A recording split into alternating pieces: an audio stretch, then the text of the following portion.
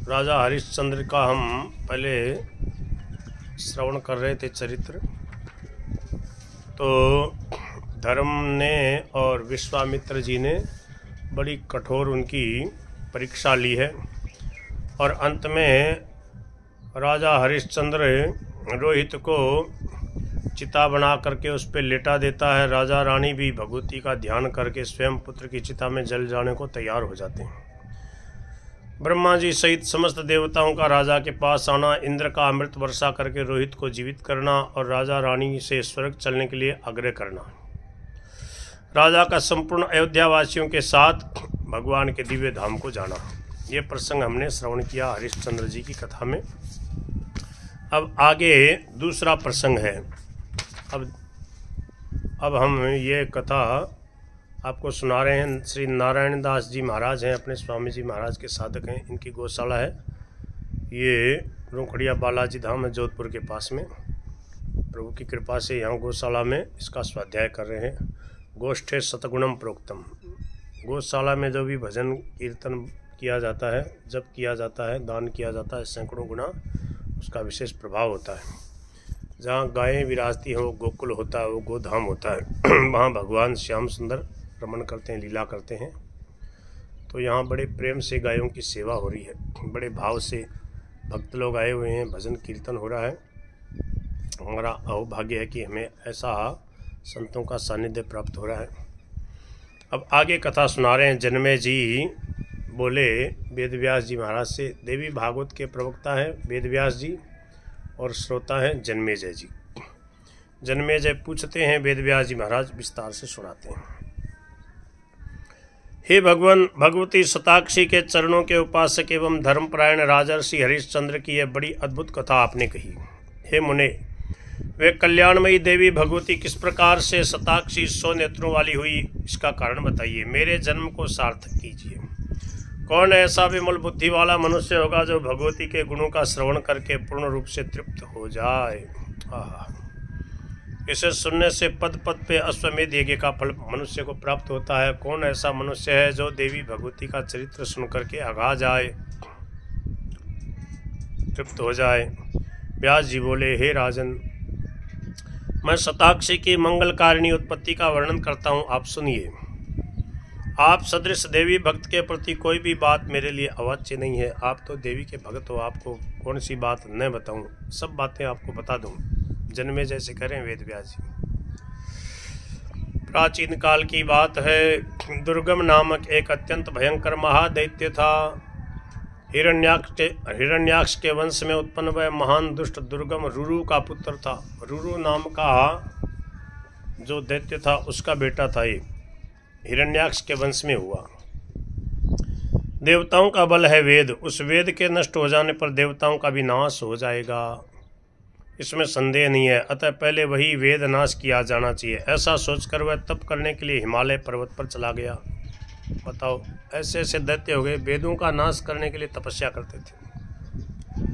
वहाँ पर हम मन में ब्रह्मा जी का ध्यान करके उसने केवल वायु पीकर रहते हुए 1000 वर्ष तक कठोर तपस्या की।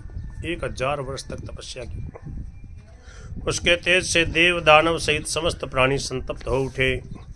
तब उसके तप से प्रसन्न होकर विकसित कमल के समान सुंदर मुख वाले चतुर्भुज भगवान ब्रह्मा हंस पर आरूढ़ होकर उसे वर देने के लिए वहां गए।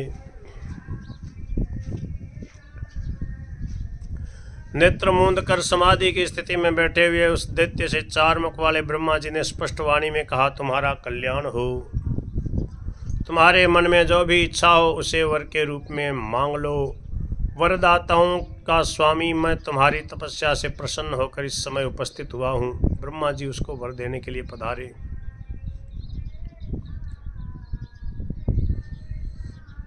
ब्रह्मा जी के मुख से यह वाणी सुनकर वह दैत्य समाधि से उठ खड़ा हुआ और उसने पूजा करके वर मांगते हुए कहा, हे सुरेश्वर, मुझे सभी वेद देने की कृपा कीजिए। साथ ही हे महेश्वर, तीनों लोकों में ब्राह्मणों और देवताओं के पास जो मंत्र हों वे सब मेरे पास आ जाएं और मुझे वह बल दीजिए जिससे मेरे द्वारा देवताओं की पराजय हो जाए।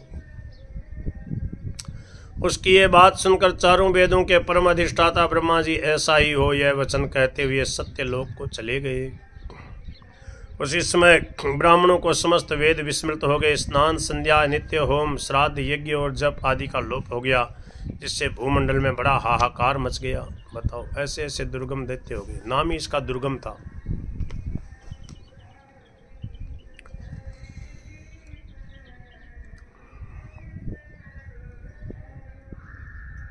ब्राह्मण आपस में कहने लगे, ये क्या हो गया, ये क्या हो गया। अब इसके बाद वेद के अभाव की स्थिति में हम लोगों को क्या करना चाहिए। किसी के पास वेद नहीं रहे, जिसको जो भी वेद के मंत्र याद थे वो सब भूलने लग गए, भूल गए। अब बोले, अब हम क्या करें। उसी समय से ब्राह्मणों को समस्त इस प्रकार जगत में अत्यंत भयंकर तथा घोर अनर्थ उत्पन्न होने पर हवि भाग न मिलने के कारण सभी देवता जरा रहित तो होते हुए भी जराग्रस्त हो गए। सब देवता बूढ़े हो गए। तब उसने देवताओं की नगरी अमरावती को घेर लिया। देवतागण वज्र के समान शरीर वाले उस दैत्य के साथ युद्ध करने में असमर्थ हो गए। अतः भागकर वे देवता पर्वत की कंदराओं, सुमेरु पर्वत की गुफाओं में स्थान बनाकर परम शक्ति स्वरूपा पराम्बिका का ध्यान करते हुए रहने लगे। देवी भगवती का ध्यान करने लगे। ये देवी भागवत की खासियत है कि इसमें सब लोग देवी की उपासना कर रहे हैं। ब्रह्मा, विष्णु, महेश, इंद्र, जितने भी भक्त हैं, जितने भी देवता हैं, सब के सब देवी के उपासक हैं यहाँ पे। हे राजन, अग्नि में हवन आदि न होने के कारण वर्षा का भी अभाव हो गया। वर्षा के अभाव में भूतल शुष्क तथा जल विहीन हो गया। कुएं, बावलियां, तालाब, नदियां ये सभी सूख गए।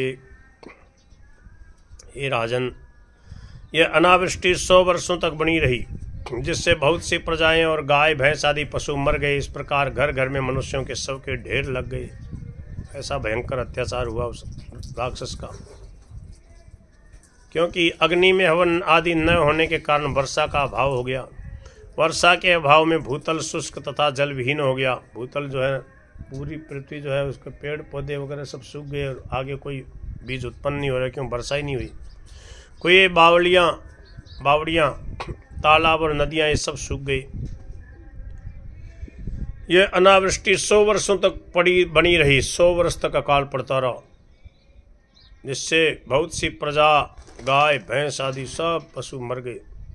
बताओ, अनावृष्टि रियम राजन अभुच्च शतवार्षिकी मृता प्रजाश्च बहुधा गो महिष्यादयस तथा गृहे गृहे मनुष्याणाम अभवत शव संग्रह। शवों के ढेर लगे। इस प्रकार अनर्थ के उपस्थित होने पर शांत चित्त वाले वे ब्राह्मण कल्याण स्वरूपिणी भगवती जगदम्बा की आराधना करने के विचार से हिमालय पर्वत पर जाकर समाधि, ध्यान और पूजा के द्वारा भगवती को निरंतर प्रसन्न करने लगे। वे निराहार रहते हुए एकमात्र उन्हीं भगवती में चित्त लगाकर उनके शरणापन्न हो गए और उनकी इस प्रकार स्तुति करने लगे। हे महेश्वरी, हम असहाय जनों पर दया कीजिए। हे अंबिके, समस्त अपराधों के संयुक्त हम लोगों पर कृपा न करना आपके लिए शोभनीय नहीं है। सभी के भीतर निवास करने वाली हे देवेश्वरी, आप अपना कोप दूर कीजिए। आप प्राणी को जैसी प्रेरणा देती हैं वैसा ही वह करता है। इस मानव की अन्य गति है ही नहीं। हे महेश्वरी, आप बार बार क्या देख रही हैं? आप जैसा चाहें वैसा करने में पूर्ण समर्थ हैं। हे महेशानी, इस उत्पन्न हुए घोर संकट से हमारा उद्धार कीजिए। हे अंबिके, जीवनी शक्ति के अभाव में हमारी स्थिति कैसे रह सकती है। हे महेश्वरी, आप प्रसन्न हो जाइए। हे जगदम्बिके, आप प्रसन्न हो जाइए। अनंत कोटि ब्रह्मांड के अधीश्वरी, आपको बार बार नमस्कार है। कूटस्थ रूपिणी देवी को नमस्कार है। चिद्रूपा देवी को नमस्कार, बारंबार नमस्कार है। वेदांतों के द्वारा ज्ञात होने वाली देवी को नमस्कार है और अखिल भुवन की स्वामिनी को बार बार नमस्कार है। राम राम राम राम राम राम राम राम। संपूर्ण आगम शास्त्र नेति नेति इन वचनों से जिनका ज्ञान कराते हैं, हम सब प्रकार से उन सर्व कारण स्वरूपिणी भगवती के शरणागत हैं। इस प्रकार ब्राह्मणों के प्रार्थना करने पर समस्त भुवन पर शासन करने वाली भगवती भुवनेशी महेश्वरी पार्वती ने उन्हें अनंत नेत्रों से युक्त अपना रूप दिखाया। उनका विग्रह काले कज्जल के सदृश था, नील कमल के समान विशाल नेत्रों से संपन्न था और अत्यंत कठोर समान आकार वाले उन्नत गोल स्थूल एवं सुडौल स्तनों से सुशोभित था। वे अपने हाथों में मुट्ठी भर बाण, विशाल धनुष, कमल, पुष्प, पल्लव, जड़ तथा फलों से संपन्न अनंत रस से युक्त तथा भूख, प्यास और बुढ़ापे को दूर करने वाले शाक आदि धारण किए हुए थी। संपूर्ण सुंदरता के सार स्वरूप कमनीयता संपन्न करोड़ों सूर्यों के समान प्रकाशमान और करुणा रस के सागर स्वरूप उस विग्रह का दर्शन कराकर अनंत नेत्रों के साथ प्रकट हुए जगत धात्री भगवती समस्त लोकों में अपनी आंखों से सहस्रों जल धाराएं गिराने लगी।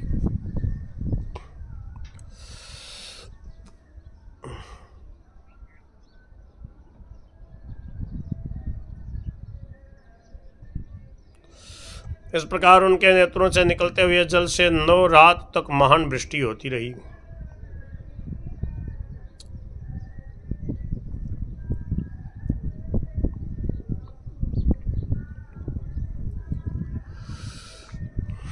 समस्त प्राणियों को दुखी देखकर भगवती अपने नेत्रों से आंसू गिराती रही, जिससे उससे वे सभी प्राणी और सभी औषधियां भी तृप्त हो गईं। हे राजन, उस वृष्टि के द्वारा सभी नदियां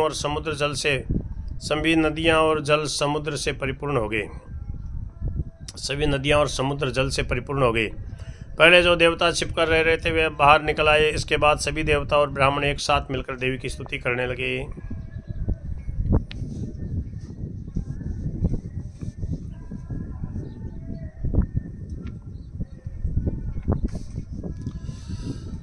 हे वेदांत वेद्य, आपको नमस्कार है। हे ब्रह्म स्वरूपिणी, आपको नमस्कार है। आपकी माया से संपूर्ण जगत की रचना करने वाली, अपनी माया से संपूर्ण जगत की रचना करने वाली, भक्तों के लिए देह धारण करने वाली तथा कल्प वृक्ष के समान उनके मनोरथ पूर्ण करने वाली हे देवी, आपको बार बार नमस्कार है। सदा संतुष्ट रहने वाली और सभी उपमाओं से रहित हे भुवनेश्वरी, आपको नमस्कार है। हे देवी, हमारी शांति के लिए आपने सहस्र नेत्रों से संपन्न अनुपम रूप धारण किया है, अतः आप शताक्षी नाम से विख्यात हैं। हे जननी, भूख से अत्यंत पीड़ित होने के कारण आपकी स्तुति करने के लिए हम लोगों में सामर्थ्य नहीं है। हे महेशानी, हे अंबिके, अब आप कृपा कीजिए और हमें वेदों को प्राप्त कराइए। राम राम राम राम राम राम राम राम राम राम। व्यास जी बोले, उनका यह वचन सुनकर कल्याणकारिणी भगवती ने उन्हें खाने के लिए अपने हाथ में स्थित शाक और स्वादिष्ट फल मूल प्रदान किए। साथ ही नानाविध अन्न तथा पशुओं के खाने योग्य पदार्थ, अनंत काम्य रसों से संपन्न भोज्य पदार्थ उन्हें नवीन अन्नोत्पत्ति तक के लिए प्रदान किए। हे नृप, उसी दिन से शाकंभरी, यह उनका एक और भी नाम पड़ गया, शाकंभरी देवी। शाकंभरी देवी।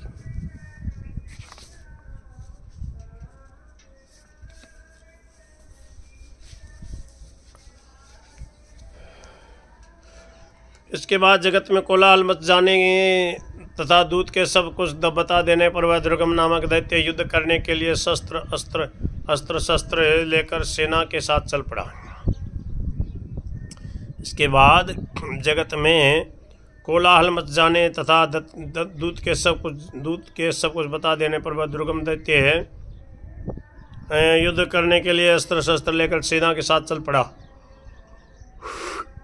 1000 अक्षौणी सेना से युक्त वह उस दैत्य ने शीघ्रतापूर्वक बाण छोड़ते हुए पहले देवी के आगे स्थित देव सेना को अवरुद्ध कर दिया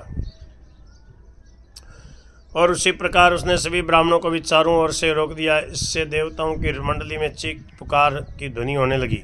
सभी ब्राह्मण तथा देवता रक्षा करो इस प्रकार के शब्द बोलने लगे। तत्पश्चात भगवती शिवा ने देवताओं की रक्षा के लिए उसके चारों ओर तेज युक्त चक्र मंडल बना दिया और स्वयं उससे बाहर आकर खड़ी हो गईं। तदनंतर भगवती और दैत्य दुर्गम, इन दोनों के मध्य युद्ध होने लगा। बाणों की वर्षा से अद्भुत सूर्यमंडल आच्छादित हो गया।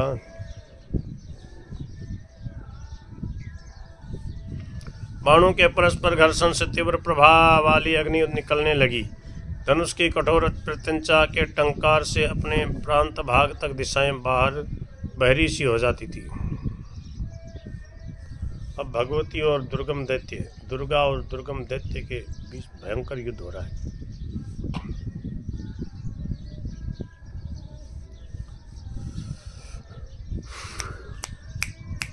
तत्पश्चात देवी के शरीर से अनेक उग्र शक्तियां प्रकट हुईं। उनमें कालिका, तारिणी, बाला, त्रिपुरा, भैरवी, रमा, बगला, मातंगी, त्रिपुर सुंदरी, कामाक्षी, तुलजा देवी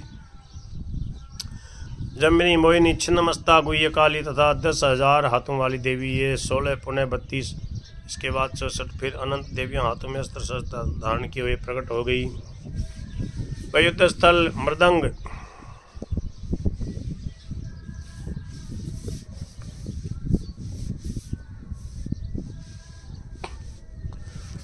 स्थल मृदंग शंख वीणा आदि वाद्यों से गूंज उठा। उन शक्तियों के द्वारा दैत्यों की 100 अक्षौहिणी सेना का संहार कर दिए जाने पर देव शत्रु व दैत्य सेनाध्यक्ष दुर्गम तुरंत सामने आ गया, अकड़ा हुआ और शक्तियों के साथ अद्भुत युद्ध करने लगा। जहां वह घोर युद्ध कर रहा था वहां रक्त की धारा बहने लगी। 10 दिनों में उस दैत्य की वे सभी अक्षौहिणी सेनाएं नष्ट हो गई।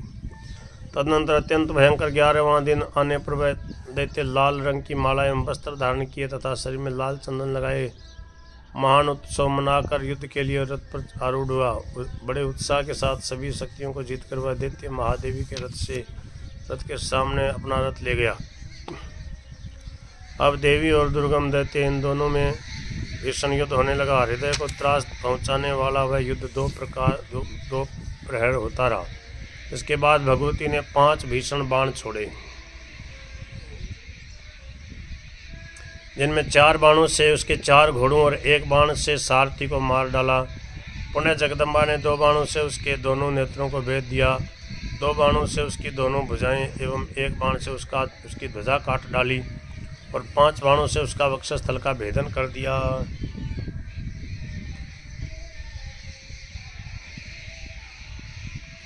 तदनंतर वह दैत्य रुद्र का वमन करता हुआ भगवती परमेश्वरी के सामने मृत्यु को प्राप्त हो गया। उसके शरीर से तेज निकलकर देवी के विग्रह में प्रविष्ट हो गया। इस प्रकार उस महापराक्रमी दैत्य का संहार हो जाने पर तीनों लोकों में शांति व्याप्त हो गई। इसके बाद ब्रह्मा आदि सभी देवता भगवान विष्णु और शिव को आगे करके भक्तिपूर्वक गदगद वाणी में जगदम्बिका की स्तुति करने लगे। देवता बोले, हे भगवती, भ्रांति तथा विद्याजन्य मोह से युक्त इस जगत की एकमात्र कारण हे परमेश्वरी आपको नमस्कार है। हे शिवे, हे शाकंभरी, हे सतलोचने आपको नमस्कार है। समस्त उपनिषदों का उद्घोष करने वाली तथा दुर्गम नामक दैत्य का संहार करने वाली हे माहेश्वरी, वंशकोश के भीतर सदा विराजमान रहने वाली हे शिवे आपको नमस्कार है। मुनीश्वर विशुद्ध मन से जिनका ध्यान करते उन प्रणव के अर्थ रूप विग्रह वाली भगवती भुवनेश्वरी का हम आश्रय ग्रहण करते हैं। अनंत कोटि ब्रह्मांडों का प्रादुर्भाव करने वाली, ब्रह्मा विष्णु आदि को उत्पन्न करने वाली तथा दिव्य विग्रह वाली भगवती के समक्ष हम लोग संपूर्ण भाव से नतमस्तक हैं। दयामयी परमेश्वरी माता शताक्षी के अतिरिक्त ऐसा कौन सर्वेश्वर है जो दीन दुखी प्राणियों को देखकर रुदन कर सकता है।